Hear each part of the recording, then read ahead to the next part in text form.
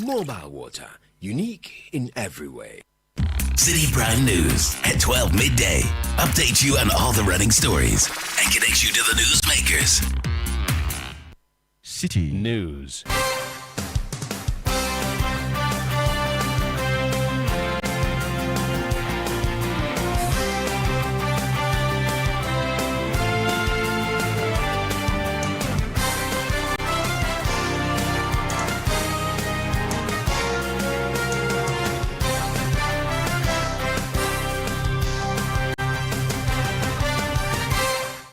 It's midday. Hello, good afternoon to you and welcome to the Citi Prime News on 97.3 Citi FM.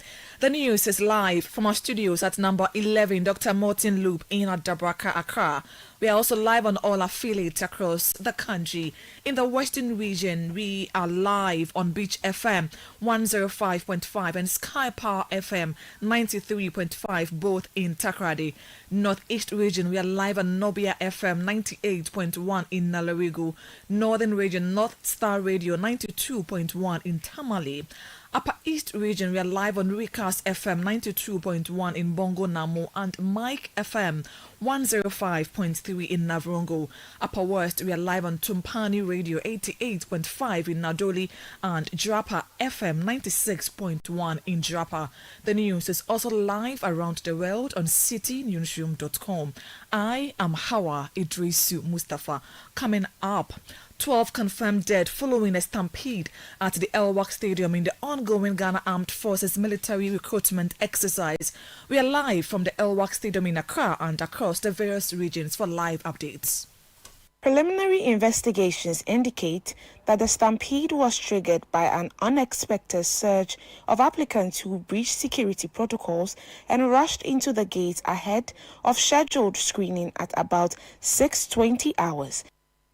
Also coming up, minority calls on Parliament to suspend approval of Chief Justice nominee over legal cases currently before the court.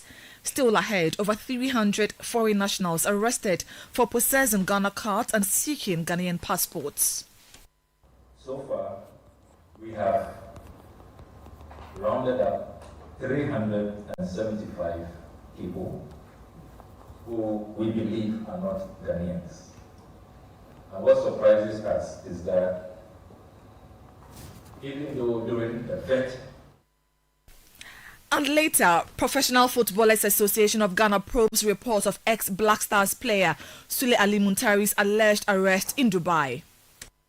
I don't know what he's been detained or arrested for. So we are yet to dig. I mean, we've called few people among ourselves.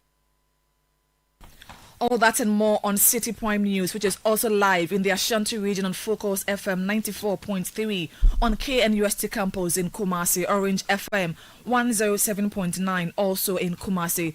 Volta region, we are live on Sela Radio 97.1 in Dabala, Holy FM 98.5 in Aplao. Savannah region, we are live on Kasha FM 99.5 in Damongo, and Bono region, Greener FM 95.9 in Sunyain. Citi Prime News at 12 midday.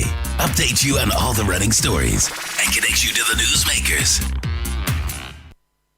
Grateful for choosing us. Now, at least 12 people have been confirmed dead following a stampede at the Elwak Sports Stadium in Accra during an ongoing military recruitment exercise. Thousands of hopeful applicants had gathered at the venue when chaos erupted at the entry point, leading to multiple injuries and fatalities. Citi News sources say the bodies have been sent to the 37 military hospital morgue, while several others are receiving treatment. Security personnel have since cordoned off the area to restore order and aid rescue efforts. Let's go live to the Elwak Sports Stadium here in Accra and speak to my colleague Fauzi Masaudu. Fauzi, good afternoon to you. Thank you for your time. We understand 12 people have been confirmed dead. What is the current situation at the Elwak Sports Stadium? All right, good afternoon, Hawa. Here at the Elwak Sports Stadium, where the recruitment for the 2025 military service here is ongoing, the unfortunate incident has precipitated intensified efforts by the military. Now they are ensuring that the crowd is effectively controlled. Some individuals have been asked to wait outside while others take their turn at the inner perimeter of the Elwak Sports Stadium. But even those inside say they are not having it easy at all. They have been waiting in queues here at the inner perimeter for at least 3 hours just to have their turn to go through the registration process. I spoke to one who said that he's traumatized because he recounted how he witnessed for himself the event leading to the unfortunate passing of one of the prospective recruits. Now, those that have been asked to go home earlier, we heard you on TV, they are not responding to that call. They are still being stationed at the facility, at the sports stadium. What have they been telling you are the reasons for their inability to go home and then come again tomorrow? Right, Howard. They say that they have taken the directive to go home and return tomorrow with a pinch of salt. They say that once some of their colleagues have been allowed access into the inner perimeter and subsequently being granted, the opportunity of registration, they are hoping that they would also have their turn. Some say they traveled all the way from the Ashanti region, others Eastern region, and what have not. And so it is literally impossible for them to return and come back here tomorrow. In fact, some say they spent the night here at the Elwak Sports Stadium, and so to be told to go home would only amount to, it would just be a wild goose chase. So they are just waiting with the hope that they would have their turn and then go through the process. Now, has the military said anything to journalists who are around following this passing? Earlier, we saw their statement which said 6 people have died, but now we understand that the numbers have increased. Have they been able to speak to journalists around? No, they have not said a thing or two as yet. We are trying to have a word from them, but they are presently titled. Hopefully, as the day goes by, they will share a few words with us. But as of now, they haven't said anything. Very well, grateful for your time. Fawaz Masaudu is my colleague here at 97.3 Citi FM. Let's go live to the Savannah region. My colleague Malik Ghazari has been monitoring the situation over there and joins us live on telephone. Malik, Accra has been chaotic. What's the situation in Damongo? Yeah. Damongo, the situation currently in Damongo is calm, and officers have provided canopies and also some shades for prospective applicants who are here for the screening. Now, in Accra, we have reports that 12 people are dead. How are the people in Savannah region taking this, looking at these are prospective applicants as well? Yes. From the hours of 6 a.m. to now, the arrangement is that from Navy, Air Force, they are those that they are attending to at the moment. So with the armed force and the military and other aspects, they've created some shades for them to rest. So looking at the sun, the scorching sun, they've asked them to still move out of the sun and rest at the shades which has been provided by them with the canopies and other things that have been provided for the prospective applicants. Thank you for your time. Malik Ghazari is my colleague in the Savannah region. Let's go live to the Western region. Our Bureau Chief, Akwesi Enim, joins us live on telephone. Akwesi, good afternoon to you. Thank you so much for your time. What's the situation in Takoradi? Well, in the Western region, the recruitment exercise is taking place here at the secondary Jendu Park. And as early as probably 2 a.m., people started trooping here into the Jendu Park where the exercise is taking place. But unfortunately for them, it started raining very heavily around 6 a.m., but they had to continue to queue in the rain. And that became an issue for them. And those I spoke to are calling for the security agencies to provide some of these things in case there's a rainfall. But as we speak, the rain has actually stopped, and then the exercise is going on orderly. It looks a bit organized, but we have a lot of long queues that applicants are still queuing to get to their tent. Have you been able to speak to authorities on how they are managing the long queues at the registration centers? Well, I mean, I spoke to them. They are saying that it's about the numbers, but they are doing everything to make sure that the exercise is fast-paced, so that applicants who have been in the queue for long can get their tent and then leave the place. For now, I would say the exercise has been okay, except for the long queues and then the rainfall that happened this morning. Thank you for that update. Akwesi Ejenim is my colleague in the Western region. Let's move to the Ashanti region. Tofik Mohammed is my colleague in that particular region. Tofik, thank you for your time. What's the situation in Kumasi?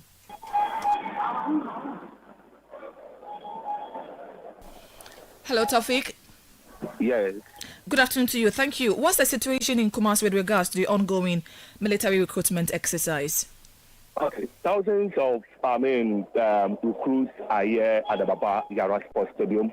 And this morning when we came here, the numbers here was very huge. As I said earlier, more than 1,000. Because if you look at the Baba Yara Sports Stadium very well, at the red stands, the people there are very many. And if you look at the yellow stand too, there are other people also there as well. And if you come to the VIP side also, there are a lot of people also there. So the process is in twofold. You have to come through with the documentation and then the screening as well. So for those in the red stands, the yellow stands are people waiting to go through the documentation, and then the people around the VIP section are those, waiting to go through the screening process.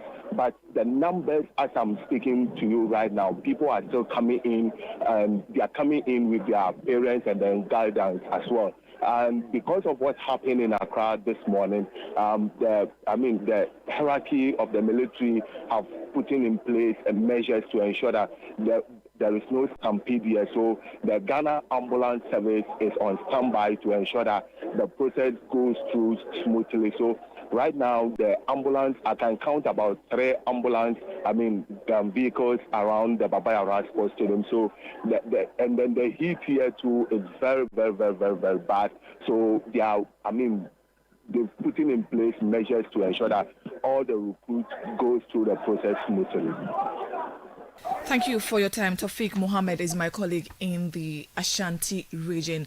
This is still the City Prime News on 97.3 Citi FM. News coming in is that 12 people have been reported dead following a stampede at the Elwak Sports Stadium here in Accra during an ongoing military recruitment exercise. Now, thousands of hopeful applicants had gathered at the venue when chaos erupted at the entry point, leading to multiple injuries and fatalities.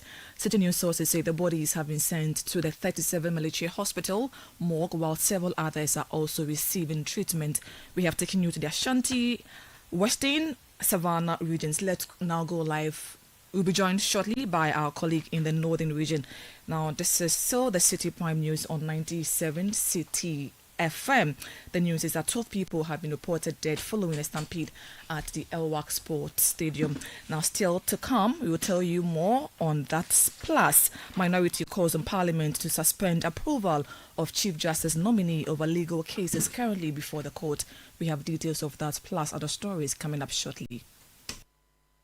City Prime News at 12 midday. Update you on all the running stories and connects you to the newsmakers. The luckiest everywhere, for everyone, yeah. This year is going to be sweet. I don't just feel it, I know it, because the Luckiest Season 3 is back.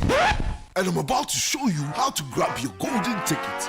Just dial *712# and follow the prompts to purchase your ticket. Or go to theluckiestafrica.com, hit community tickets, and pick your lucky number. Or let the system do its magic. Choose how much you want to spend from 1 to 5,000 Ghana cedis. You can even buy a ticket for someone else. Be someone's hero. Payment? Easy. Mobile money in Ghana or card if you're international. One ticket can turn 1 CD into 500 times more. That's maths we love. Or your community will win 10 times more. So let's get lucky together, because luck is everywhere. Play responsibly, not for persons under 18 years. This promotion is regulated by the NLA on the Caritas platform. City Prime News at 12 midday. Update you on all the running stories and connects you to the newsmakers.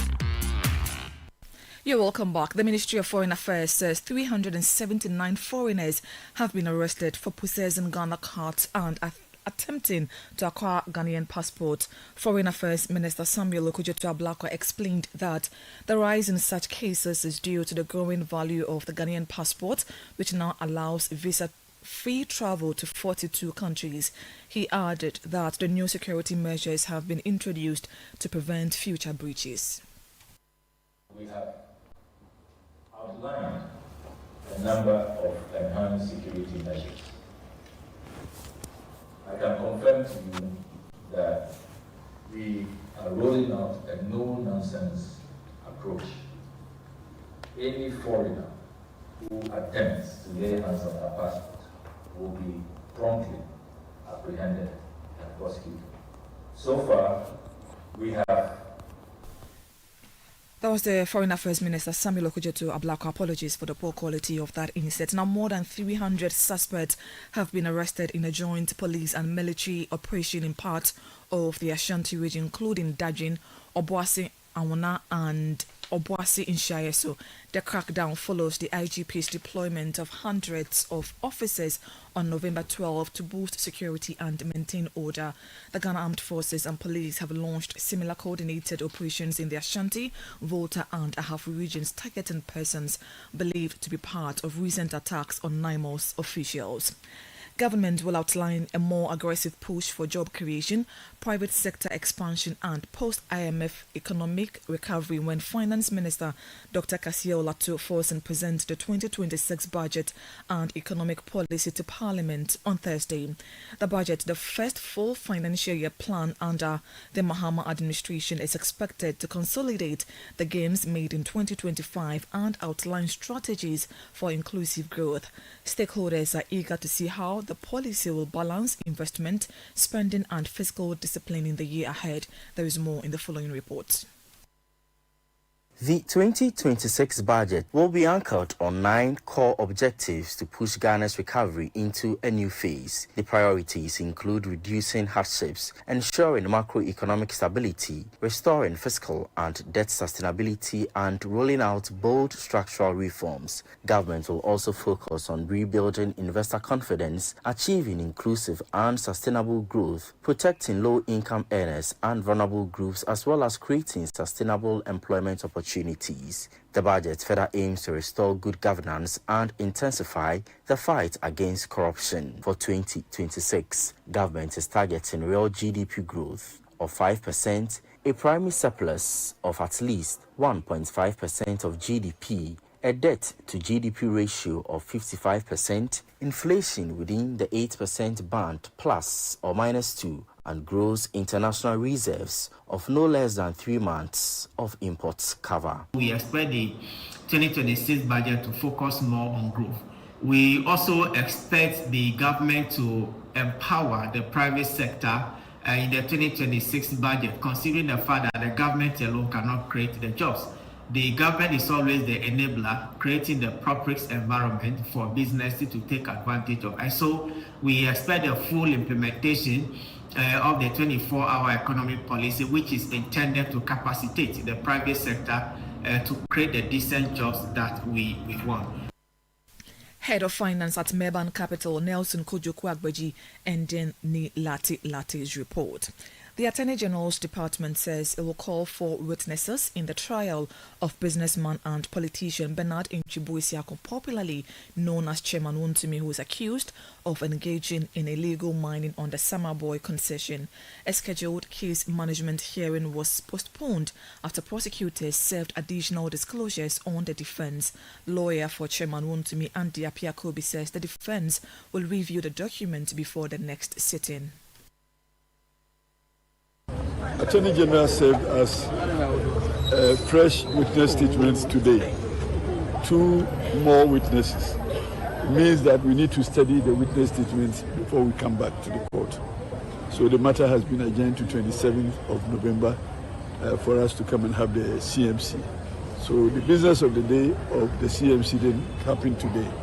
It's been adjourned to 27th. So we are grateful for your continued support. There was some conversation about the total number of witnesses the state was going to rely on. Yes. Was it settled? Is it 5 or 4? Yes, it is 4.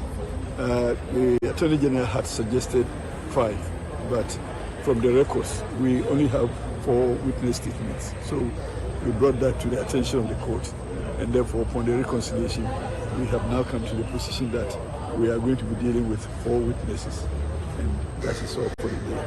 We'll come back on the 27th.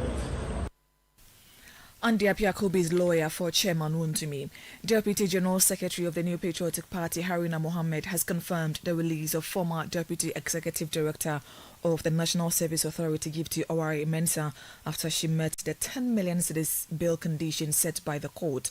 Gifty Owari Mensah had pleaded not guilty to charges relating to causing financial loss of more than 38 million cedis to the state, stealing, money laundering, and using public office for profit. Speaking on Channel 1 TV's Breakfast Daily, Haruna Mohammed, however, disclosed that former Executive Director of the National Service Authority, or say ACBNG, has not yet met the 800 million cedis bill condition and therefore remains in custody. If I was them, you would be telling them to be very careful in the use of these bail conditions to distract and to let people stay in custody for a long time. Yesterday, I asked for Hanan. I was told that the case officer for Hanan was in court and I cannot see him. Is Hanan still in detention? He's still there. Yesterday, the wife was released because she met the 50 million bail conditions. Yesterday, Madam Gifty Owari, yesterday that she met the 10 million bail conditions and she has been released. Her boss is still there. 800 million Ghana cedis bail condition. 800 million, which is more than what has been used to build the Jubilee House. What kind of bail condition is that? Haruna Mohammed is Deputy General Secretary of the New Patriotic Party. The minority in Parliament has accused Attorney General Dr. Dominic Ayene and Acting Chief Justice Paul Bafo-Boni of deliberately manipulating the judicial process to facilitate the confirmation of the latter as substantive Chief Justice, despite ongoing legal challenges over the removal of Justice Gertrude Tokonu. In a statement issued, the minority caucus alleged that the Attorney General has refused to file defences in all 7 court cases contesting the legality of Justice Tokonu's removal. The caucus described this as a calculated stratagem to delay judicial proceedings long enough for Parliament to approve Justice Bafo-Boni, effectively rendering the pending suits meaningless. The minority also accused Justice Bafo-Boni of a conflict of interest, noting that he presided over the Supreme Court panel that declined to halt Justice Tokonu's removal earlier this year. The Eastern Regional Branch of the NDC has condemned last Friday's attack on the Eastern Regional Hospital in Koforidua by a group calling itself the Reset Youth Agenda, which demanded the transfer of the medical superintendent, Dr. Akoto Ampao. The party dissociated itself from the group and the actions carried out. Regional First Vice Chairman Ransford Owusu-Bwache, who led a delegation to the hospital, apologized to management and staff, assuring them of their safety and the party's support. What management of the regional hospital is doing for the municipality and the region as a whole, and that we would want to assure them that we will protect them 24 hours. The sort of incident which happened last Friday will not occur again. Those who came here were not sent by any party person. The MCE and so the regional vice chairman of the party. Our regional chairman, Dr. Mark Oliver Kebo, didn't sanction anything of the sort. And I can also say it emphatically that those who came here are not true party people. So we just want to assure management that they should continue as they have been doing. Let us save lives. Let us save lives. Let's forget about what happened last Friday. They came here on their own, and they are on their own. We have asked the Eastern Regional First Vice Chairman of the NDC, Ransford Owusu-Bwache, the Clinical Director at the Eastern Regional Hospital, Dr. Foster Ambonsa, chronicling the happenings that led to the assault of some security personnel of the hospital, said the incident left staff traumatized. His staying in here was duly reversed at our headquarters, that was at the DJ's office. And that is how come he is still serving here as a director of the hospital. And so we thought that this incident was something that needed a strong condemnation and that our security is threatened. So far as we are concerned, everywhere in the world, the safest place to go is a hospital because nobody goes to a hospital, nobody asks you, where are you coming from, who are you, before they receive you. And if now the hospital is being also taken over by, I don't know how to put it, by politicians. I don't know whether it's this thing, but if it's being taken over by people from the streets, then it becomes a worrying issue. And this cannot be entertained. So we said that they needed to come out since they had said that they were. Dr. Foster Amponsa is the clinical director at the Eastern Regional Hospital. Health Minister Kwabena Minta Akando has asked the newly inaugurated Advisory Board of the Ministry of Health to offer objective and impartial guidance in addressing Ghana's healthcare challenges. Speaking after inaugurating the board in Accra, the minister, who also chairs the body, says its input is vital to achieving the ministry's strategic goals of strengthening the health system and improving access to quality healthcare nationwide. As you begin your work, I urge you to embrace the principles of teamwork, harmony, and shared purpose. The challenges before us, from health workforce shortages and infrastructure gaps to emerging disease burdens, require coordinated and forward-looking solutions. The successes of this board will depend not only on the brilliance of its members, but on their ability to work together with mutual respect, objectivity, and unity of purpose. Let us therefore commit to working in concert towards the ministry's strategic priorities, strengthening health systems, expanding access to quality care, advancing digital health innovations, and ensuring that no Ghanaian is left behind in our quest for better health outcomes. In closing, I express my profound appreciation to all members of this board for accepting this national call to serve. I'm confident that through your wisdom, dedication, and collaboration, the advisory board will provide the guidance needed to translate policy into lasting impact and strengthen the foundations of Ghana's health system for generations to come. Kwabena Minta Akando is Health Minister, Executive Director of the Christian Health Association of Ghana, Dr. Peter Kwame Yeboah, who serves on the board, assured that the team will focus on addressing the growing burden of non-communicable diseases across the country.